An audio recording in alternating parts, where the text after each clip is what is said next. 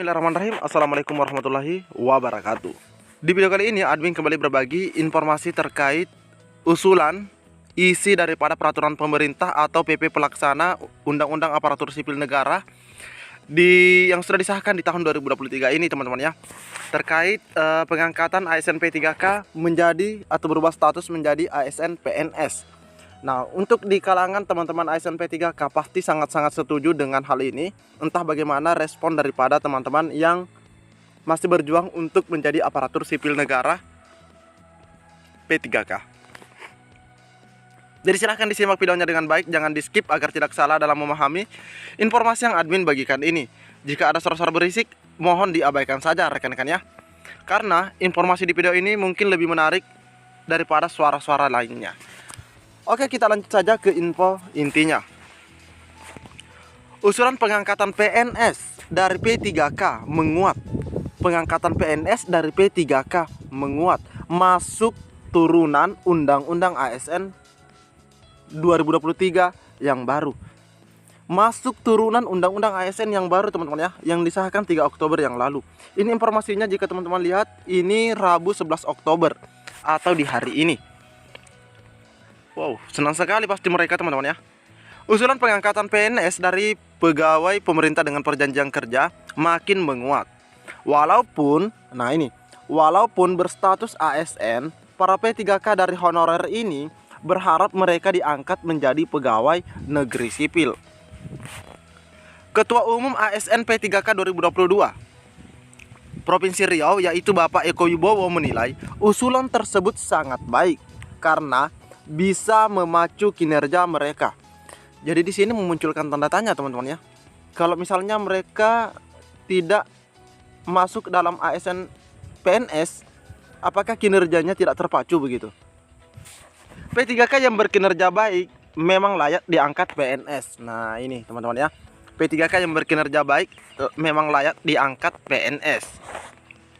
Dia mengungkapkan banyak P3K yang menaruh harapan besar terhadap regulasi turunan Undang-Undang ASN yang baru, yaitu yang di tahun 2023, teman-teman ya. Jika peraturan pemerintah atau PP yang memuat pengangkatan P3K menjadi PNS, Ekowi mengatakan ini sebuah prestasi Mempan RB. Dalam hal ini Bapak Abdullah Aswar Anas yang luar biasa.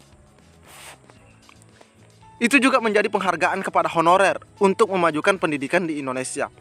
Katanya itu juga menjadi penghargaan kepada honorer untuk memajukan pendidikan Indonesia, kata Ekowi. Wakil Ketua PGRI Riau ini mengungkapkan alasan, nah ini alasannya mengapa ASN P3K layak PNS. Jika memenuhi kriteria sesuai aturan perundang-undangan yang berlaku, tentu harus sesuai juga dengan PP yang akan diterbitkan 3 bulan ke depan. Dia mengusulkan 5 klasifikasi guru layak diangkat menjadi PNS. Yang pertama adalah mereka guru 3T. Guru 3T. Selanjutnya, guru yang mengabdi sudah puluhan tahun, 10 tahun, 15 tahun, 20 tahun. Guru yang pensiun. Guru yang punya talenta dan pengalaman di berbagai bidang, teman-teman.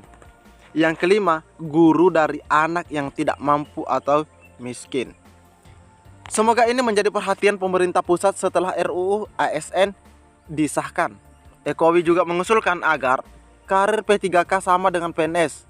P3K yang punya kemampuan serta pengalaman bisa ke struktural seperti kepala bidang, bahkan kepala dinas. Jadi ini usulan yang disampaikan oleh ketua umum ya, kalau tidak salah tadi ketua umum ASN P3K, agar ASN P3K itu diangkat yang berkinerja baik ya, diangkat menjadi ASN PNS. Nah ini teman-teman ya, dan ini alasannya kenapa. Nah ini ada di bawah. Nah ini usulannya 5 klasifikasi guru yang layak diangkat menjadi pegawai negeri sipil. Ini termasuk guru 3T, guru yang sudah mengabdi 10 tahun, 15 tahun, dan 20 tahun. Oke teman-teman ya. Nah selanjutnya kita juga ada informasi lain. Nah selanjutnya kita ada informasi dari APSI, teman-teman ya. Oke, ini dia. Dewan Perwakilan Rakyat atau DPR RI telah mengesahkan revisi Undang-Undang atau RUU nomor 5 tahun 2014 tentang aparatur sipil negara atau ASN menjadi undang-undang, bukan lagi RUU.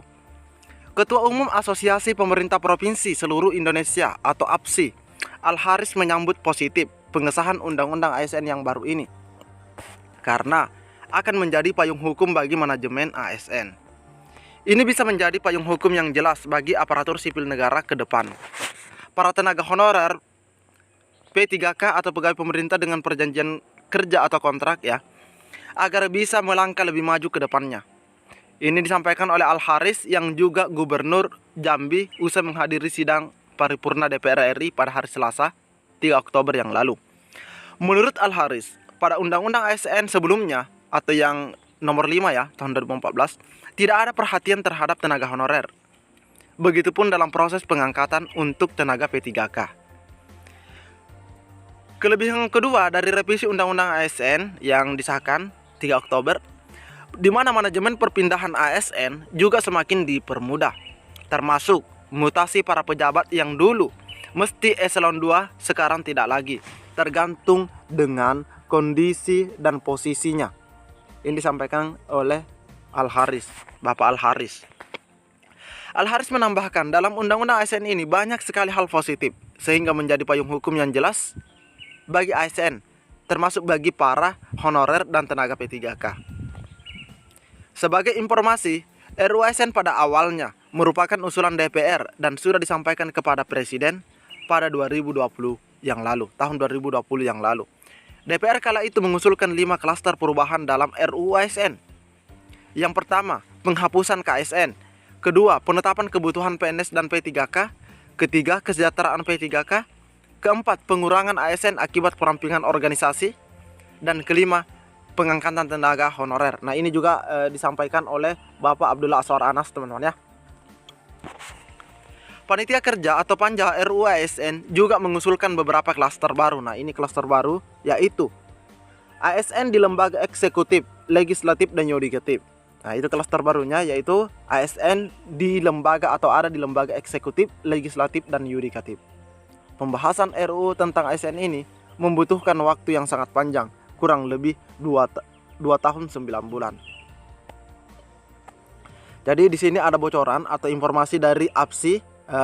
Yang pertama adanya persetujuan begitu teman-teman ya, yang atau sambutan baik terkait pengesahan RUU menjadi Undang-Undang Aparatur Sipil Negara tahun 2023, dan di sini juga diinformasikan adanya klaster baru yaitu ASN di lembaga eksekutif, legislatif, dan yudikatif.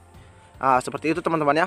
Dan seperti di menit sebelumnya juga kita telah melihat adanya usulan dari Ketua Umum ASN P3K agar ASN P3K berubah status menjadi ASN PNS. Seperti itu teman-teman ya. Jadi silahkan teman-teman menyampaikan komentarnya terkait usulan tersebut. Namun jika dipikir, pastinya teman-teman yang sudah berstatus ASN P3K sangat-sangat setuju dengan hal itu. Oke, mungkin cukup sampai di sini informasi yang dapat admin bagikan. Lebih dan kurangnya admin mohon maaf. Assalamualaikum warahmatullahi wabarakatuh.